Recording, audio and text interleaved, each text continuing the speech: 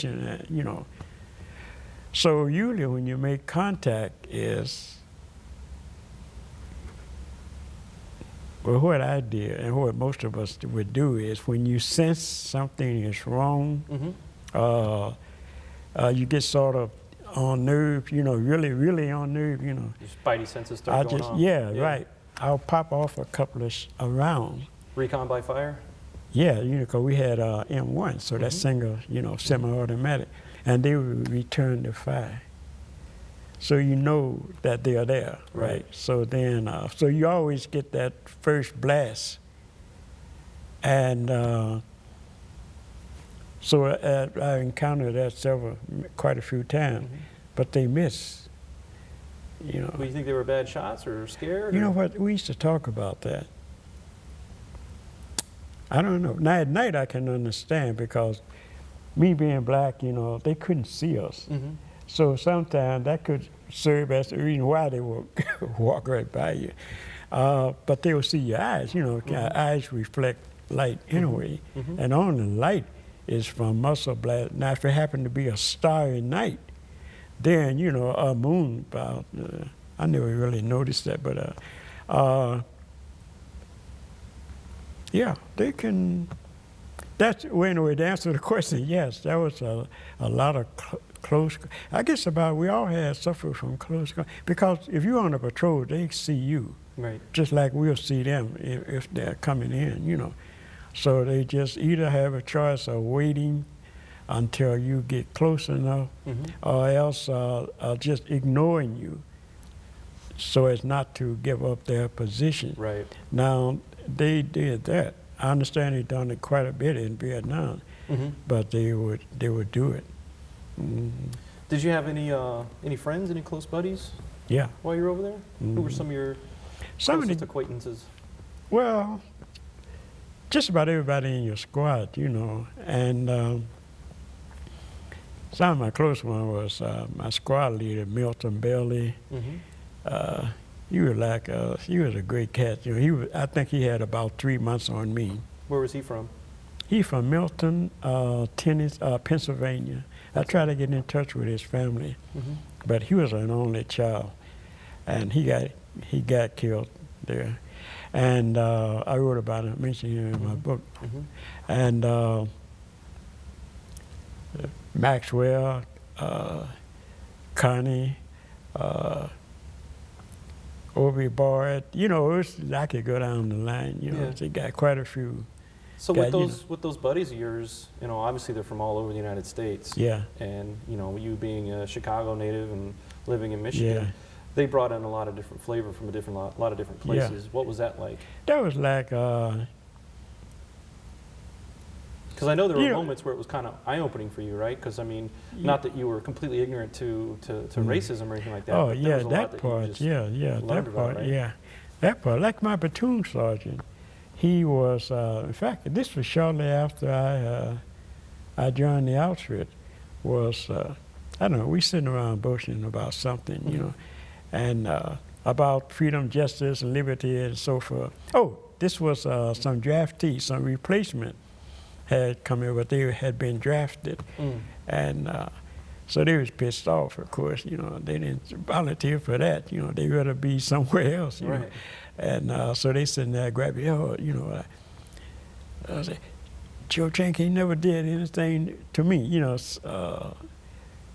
yeah, that was the thrust of the conversation, and.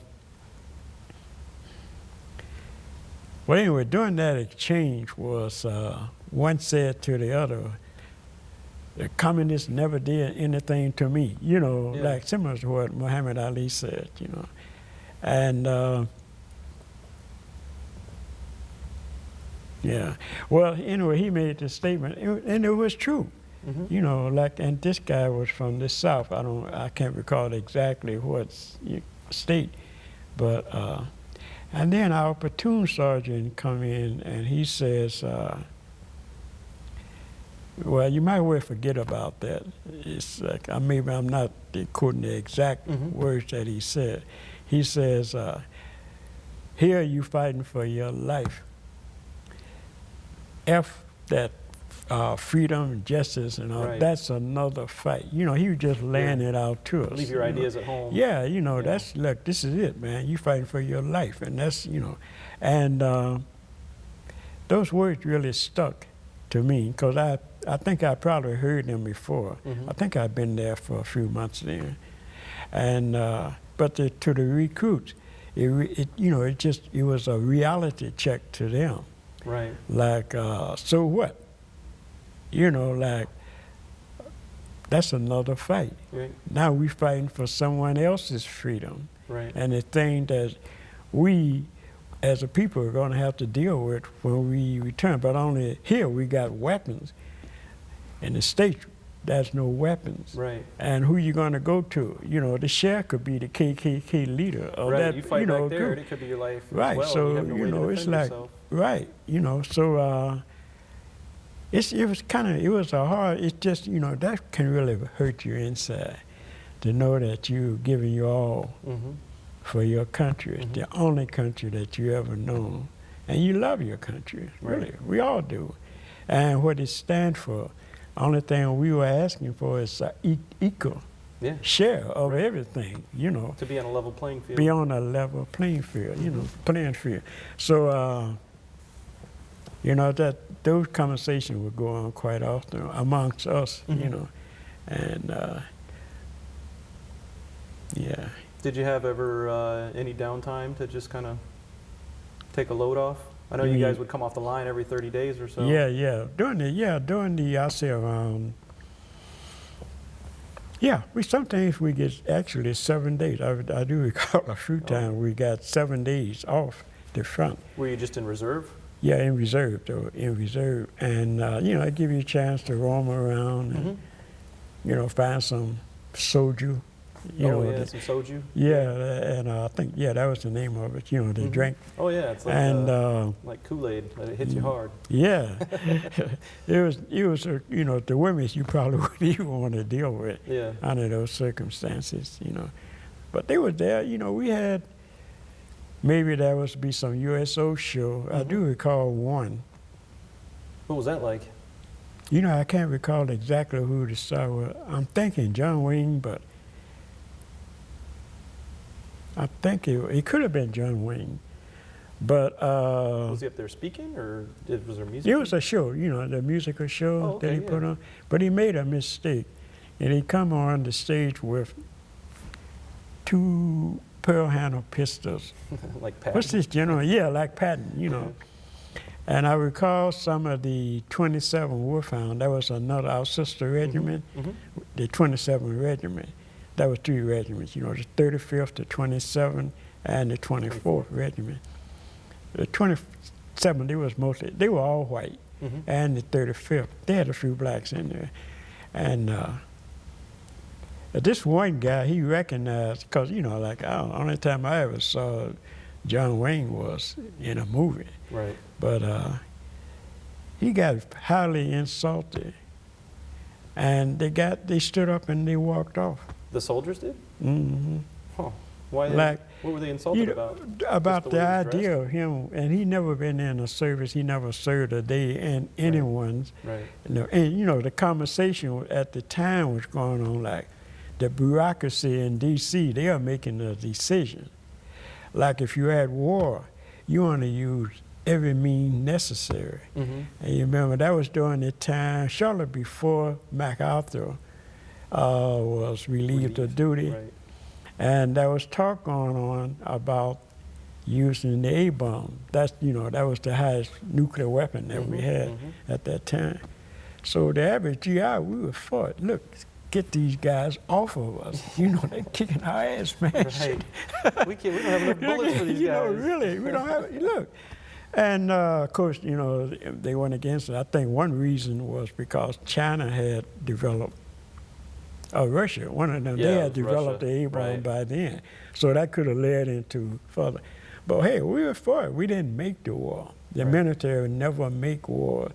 It's, you know, politicians. Right. That guys that never even, the only shot they ever fired was on a target at range, you know. Right, yeah. And eating none of their children, you know, was there.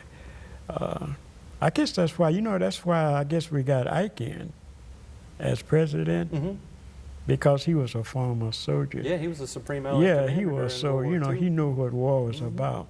And yeah, he was no stranger to fight. yeah, he was, him and MacArthur, So, yeah, so that was the kind of conversation that we talked, GIs period. Right. I know with the 24th and also the Wolfhound, whenever we meet, sometime during reserve, they'd be camped over here. Not the whole unit, maybe some we get together. Were you guys was it pretty amicable between the battalions or the regiments? Yeah, yeah, we fought because they usually we on each other's flank. Yeah. Yeah, either.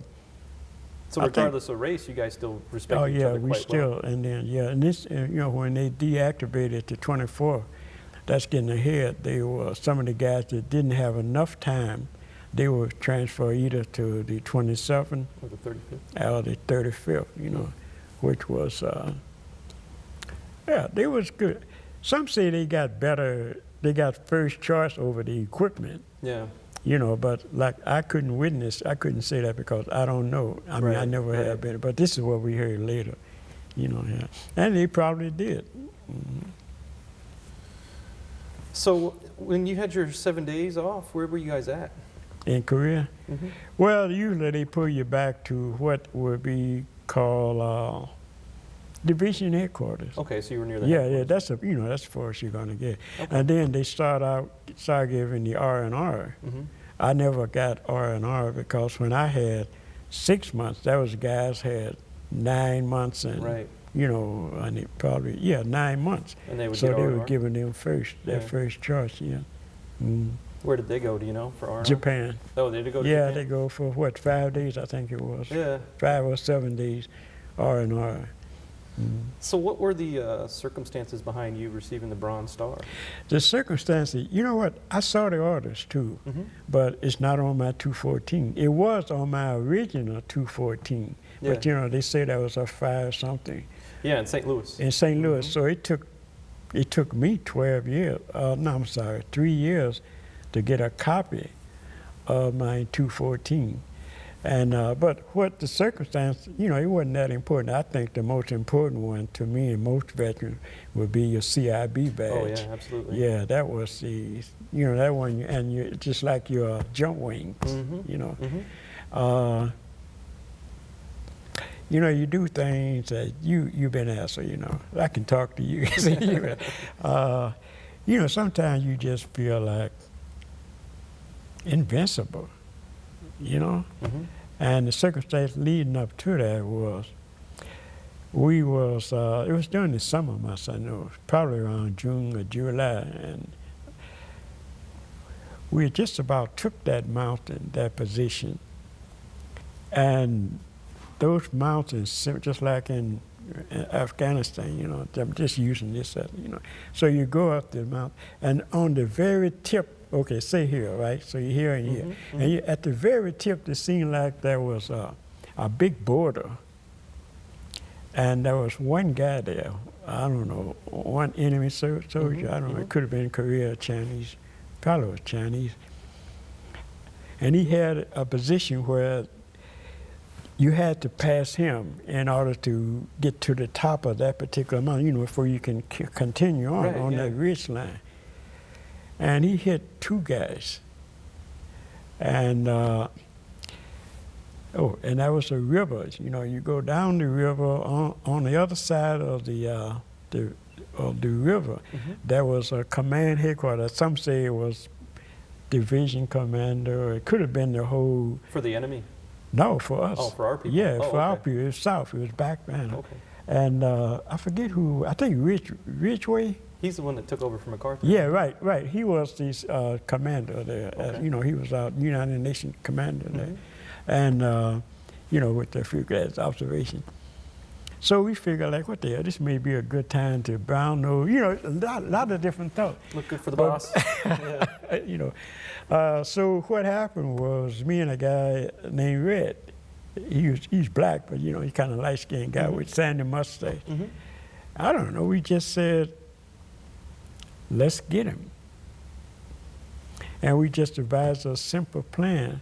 Like Leon was going to try to crawl up the side of the mountain, because you have to use 4 to get there. You know, it's so slippery at the peak of those mountains. And I was going to walk the ridgeland. And it's a heck of a plan, right? And so I began creeping up, you know, in a crouch position. Yeah. And all of a sudden, I see this head pops up. And he had on one of our helmet liners, a GI helmet liner, you know, for your helmet. And I remember he had a gap between his teeth. And right in the center of his hole was a branch. Okay. And then I noticed the, what do you call it, sub-Thompson bird gun. That's what we call the bird gun, you know. And I'm looking at it. It's like about 6 feet from each other. Perhaps just say 9 feet, right? Yeah. And our eyes met. I'll never forget it. And we both started firing at the same time. And he had a full auto weapon? I heard 3 or 4, you know, I burped. And I felt some heat going through my trouser leg. Yeah. And I think I got off 1 or 2, I got off 2, I think, something like that. And then I heard someone say, get down, get down. And I just flopped backwards, you know. And was that Red up there helping you out? Red had got so far there and he slipped and he started sliding down the mountain. So who was telling you to get down then? Oh, someone behind, some of our guys behind. So you were just leading the attack. Yeah, then, because I went up there and I just met him. So the whole scene was observed, not only by our guys, but by the commanders, you know, our leaders on the other side of that little MGM River, that's what it was called, And so I was told I was put in for it. You know, but I didn't care about that, man. I was wondering how stupid I was. You know, I walked right up on this guy. I was kicking myself, you know. And well, that was the incident. But, you know, there was a lot of incidents like that we experienced. You know, our story is probably not being told because we're not telling it. Right. You know, it was 30-some years before I even talked to anyone. You know, you tell them about Japan, you know, and the nightlife and the musumes and, you know, all that good stuff, jumping. Yeah. Yeah, that was fun. That was great. Yeah, I don't think I wouldn't say I've never had a bad jump, but it was always a good time. Yeah, it was good. You know, wasn't necessarily the jump that sucked. Sometimes the landings weren't all good. The landings, sometimes I only had one. You know, man. So, when I was reading your book, your retelling of when you were hit with that mortar round was incredible. Like it was, I almost felt like, I mean, I read through it so passionately or whatever that I really kind of felt like I was in the scene. And just the way you kind of flashed in and out, where you were and where you thought you were and everything. It was, I mean, that was, I couldn't imagine. I mean, I was never injured in combat, you know what I mean? So I can't put myself in that position. But having read the book, I totally felt like I was right there. What was going on in your mind? Well, what it was happening was we was all short-timers then, you know, and the talk was going on about, you know, that we knew that the 24th was going to be deactivated because, you know, like I said, that was the last all-black U.S. Army, you know, combat unit, unit period. Well, especially a combat unit. And so it's just a matter, look, man, if you can make it a week, you know, we get out of this crap, we get back to the land, world, you know, and all back to the world, And so everybody's, you know, you think that's going through your mind continuously. But then, too, that was during the time of the Panmunjom talk, the peace treaty. So the Chinese and North Koreans, of course, they fighting for high grounds and grounds, you know, they was like, so it was like probably one of the worstest time of the war, those last month, before they, you know, got decided that, okay, we're gonna, you know, sign the peace agreement. Right. And so like that was setting the stage for the whole thing. And so I had about 9 months close to then. So that night it was me and another, but this guy, my foxhole buddy, he was also an old timer, you know. And it was, you know, we take turns sleeping or napping at night, you know. So we were in a bunker too. I never liked the bunkers. You know, with the top half, we also, you got your front out, you know, and also that's the exit. I think that was just one, no, that was exit on each side, you know. So. Were these bunkers that you guys made yourself? Yeah. Yeah, we made that one. And yeah, we made, because you know, the Chinese and North Korean, theirs would be on the other side of the mountain. Maybe you fell in on another unit. Right, yeah, sometimes you do, because you know, they usually do that now. They always do that. They'll build a bunker on the backside, like that would be the north side.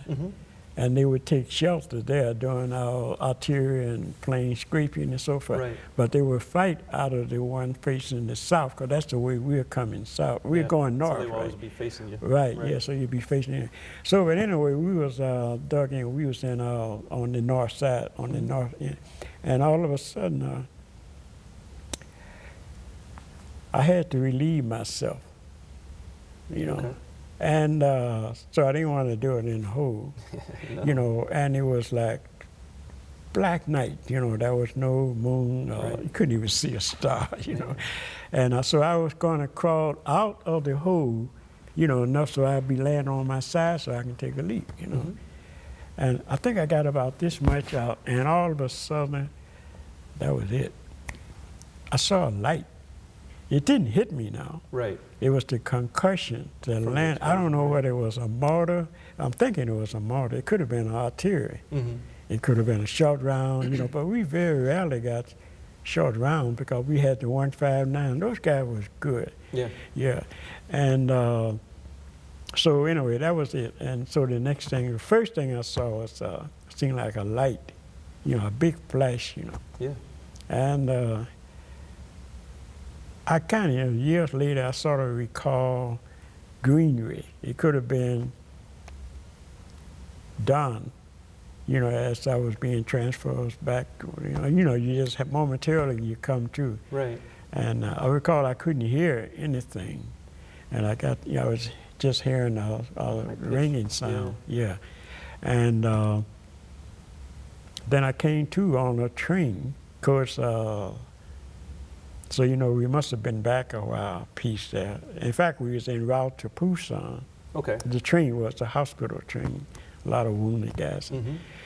And I came to, and I saw this woman leaning over me, you know. She had blonde hair, and she had on a nurse's outfit, which was white. I thought I was dead, man. I thought she was a ghost, really, man. I must have started yelling, because then they shot me with something, probably morphine. I think that's what they were using.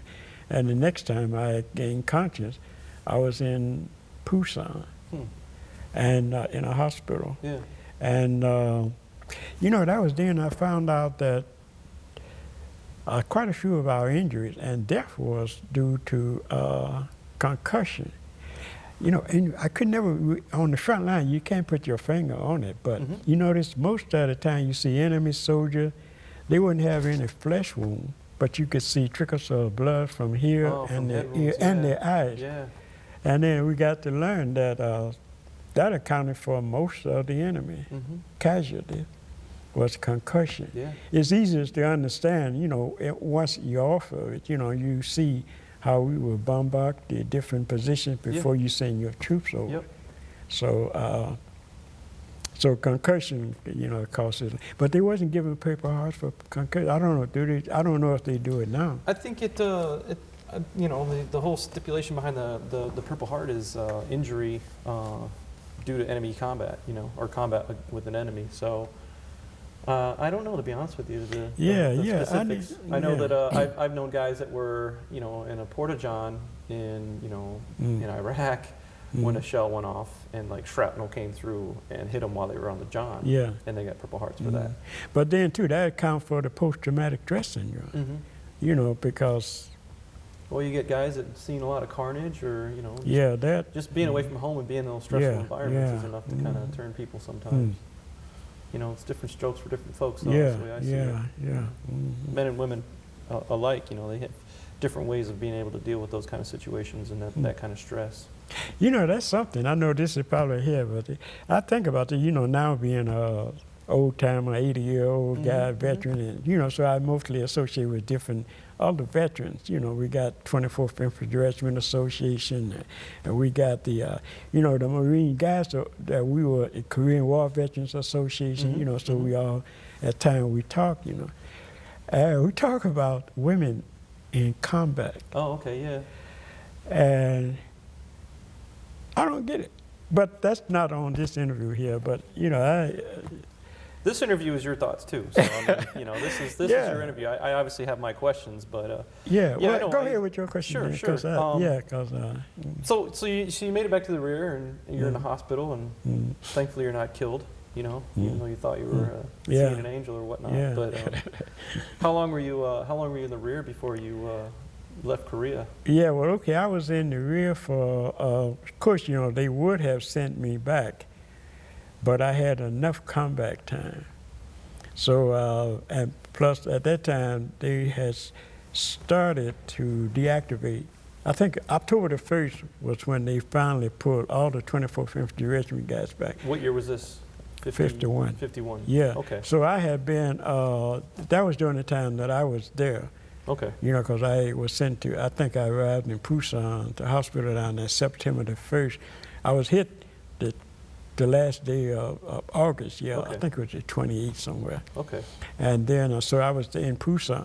So rather than return me, they put me on TDY, temporary duty, in Busan until my records would catch up with me. Okay. During that time, I think I spent about a week, maybe just about a week at the hospital there. That was for, at that time, we called it, what do they call it?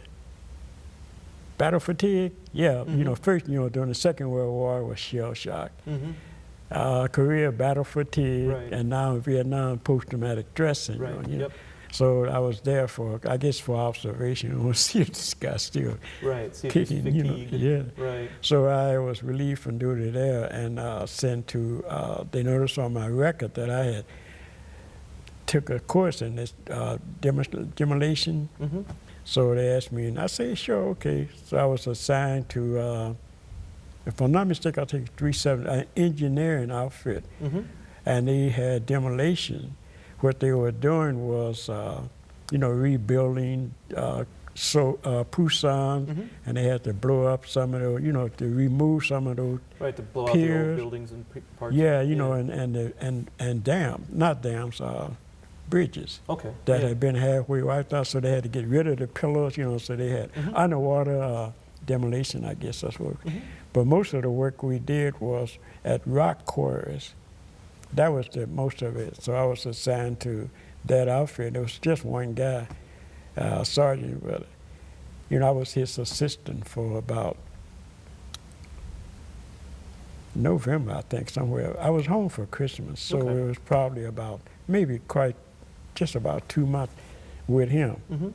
And that was, you know, we didn't do anything except rock quarries, and I think we did one underwater thing, and he did most of the work. He wasn't going to trust this guy, you know.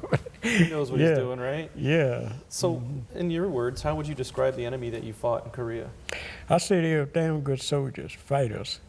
They were very good. They knew more about us than we knew about. I mean, you know, politically, I didn't realize that then, because, you know, after you return, you find out things. They know more. Like when we were on the front, we would get leaflets, and on those leaflets would be a black man or a woman hanging in a tree, you know, just being hung in a bunch of jeering whites, you know, eating popcorn, and, you know, you saw that. I guess we all seen those at some time in our life. And then at the bottom, they would have why are you here? What have we done, you know? And it was hard. You know, you had to, it was like, they was right, it was true, you know, but I don't think anyone surrendered. And then in the bottom, they will also have the word in Chinese on how to surrender. I think it was pronounced like snow shone. And that could be, but they sort of give you the explanation of how to surrender. Right. But I don't think anyone, we use it for, for toilet paper, because paper. I was going to ask you, did you ever hold on to any of those leaflets just as a keepsake? I wish I had, but they're available here. Google search. But no, I never held on to. No, just they're good for making fires, and like I said. So we didn't keep them either. Right. I don't know of anyone. But they're a pretty tough enemy, though, huh? Oh yeah, they're tough. Did you have respect for them? Huh? Did you have respect for them, I guess? At the time? Yeah. Oh, yeah, definitely. You know that they were kids like us, really. I mean, some of them, you look at them, you say, damn, this guy couldn't be no more than 13 years old. But then they were small in stature. The North Koreans, as I recall, was probably taller. They might have been, maybe 6 footers, but they was taller than I. I'm 5'6", and they were good fighters. They were good fighters. Did you ever have a chance to capture any of them? Yeah. Yeah. What was that Yeah. like? Oh, yeah. They would. Then that become your responsibility to take them back. Right. Did you ever actually capture any people yourself, or? Yeah, once. Yeah, they just all of a sudden this guy jumps up, with his hands up. Yeah. And he was lucky. Was he a North Korean or a Chinese? I think it was Chinese. Okay. I'm not sure, but I think it was. I'm quite sure it was Chinese. Yeah, because I recall that it was dressed. He was surrendering. I didn't just actually. He was surrendering because he had no weapon. But that's the way they surrender. So yeah.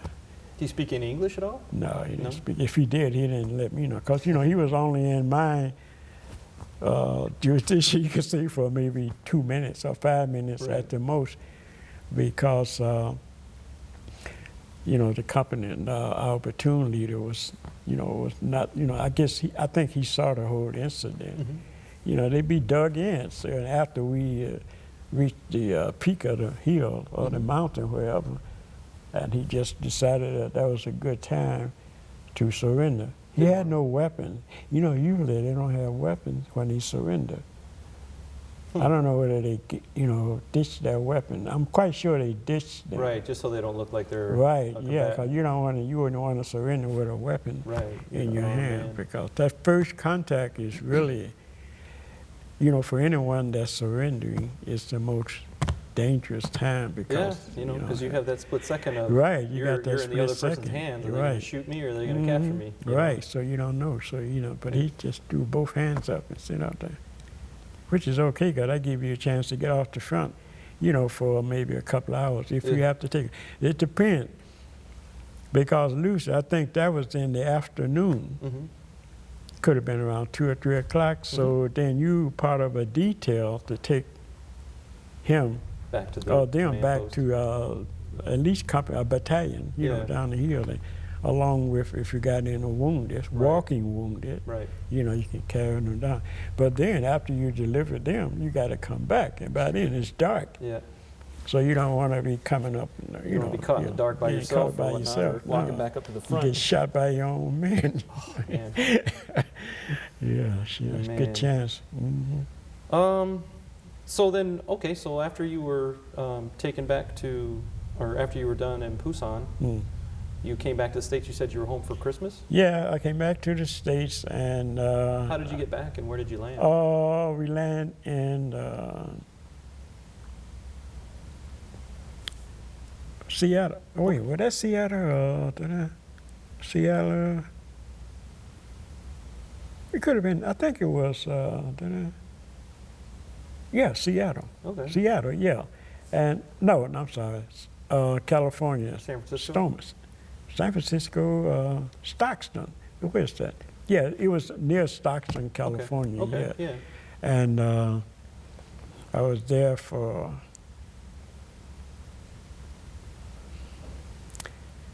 probably about 2 days or 3 days. I remember when we docked there, as you coming in, you're on your ship, the Walker. I think we was on the General Walker troop ship. And, everybody on the ship was like veteran, comeback, you know, we have seen action. Yeah. Everyone, I think, I don't know, it could have been 1,800 or 2,000 guys on that, you know, Right. returning after experiencing life in hell. And so as we were getting close, you could hear, well, first we saw the banners, welcome home. Yeah. And as the ship get close, you know, the ship, you could have sworn that ship was going to capsize. Because everybody was looking over. Yeah, everybody looking, you know. And as you got closer, you can hear a voice, you know, just about in the harbor then, right? And then as we got closer, we could hear singing. Oh. And it was singing, "Swing Low, Sweet Chariot." Oh. Yeah. And man, I tell you, wasn't a dry eye on that ship. You know, everybody was like, boom. And as the ship pulled in and docked, you know, we started debarking. Yeah. Debarking, right? Yes, yeah. Debarking. And all the, you know, people that welcome committees and the little girls. And you say, oh man, shit.